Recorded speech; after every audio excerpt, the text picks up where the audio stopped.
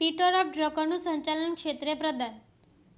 આ જે પ્રશ્ન છે તમારે બોર્ડની પરીક્ષાની અંદર 3 ગુણની અંદર પૂછાઈ શકે.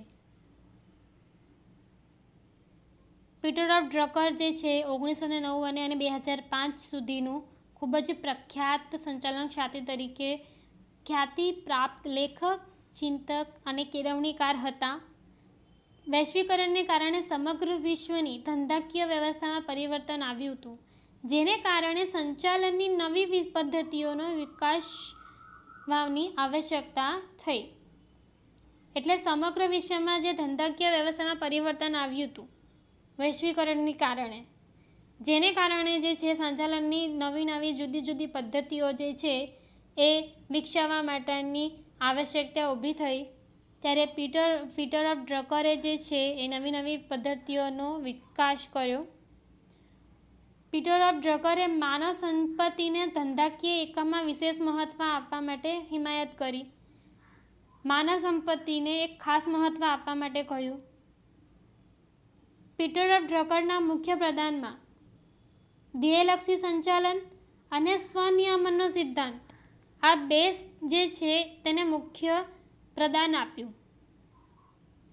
ધ્યેયલક્ષી સંચાલન વિશે તેઓ શું જણાવે છે કે હેતુ સિદ્ધિ માટે, જે હેતુ નક્કી કરેલો હોય તેમની સિદ્ધિ માટે કર્મચારીઓ અને સંચાલનના ધ્યેયમાં એક સૂત્રતા હોવી જરૂરી છે.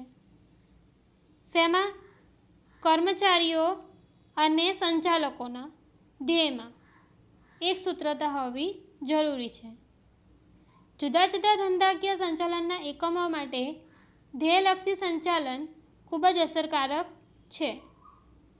તેઓનું પ્રદાન માનવ સંસાધન સંચાલન, બજાર સંચાલન અને તણાવ સંચાલન માટે મુખ્ય રહેલું છે. તેથી પીટર ઓફ ડ્રકરને આધુનિક સંચાલનના પિતા તરીકે ઓળખાય છે. તો શા માટે પીટર ઓફ ડ્રકરને આધુનિક સંચાલનના પિતા તરીકે ઓળખવામાં આવે છે? કારણ કે તેઓનું પ્રદાન જે છે એ માનવ સંસાધન સંચાલન, બજાર સંચાલન અને તણાવ સંચાલન માટે મુખ્ય રહેલું છે. એટલા માટે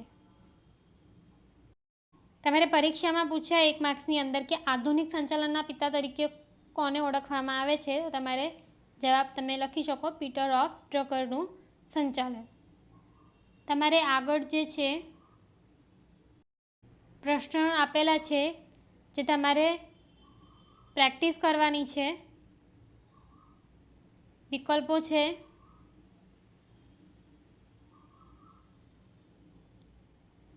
પછી એક વાક્યના જવાબો છે. પ્રશ્ન 3માં ટૂંકમાં જવાબો છે. પ્રશ્ન 4માં મુદ્દાસર જવાબો છે અને પ્રશ્ન 5માં વિસ્તારપૂર્વકના જવાબો આપેલા છે. તો અહીંયા તમારે પાઠ પૂરો થાય છે.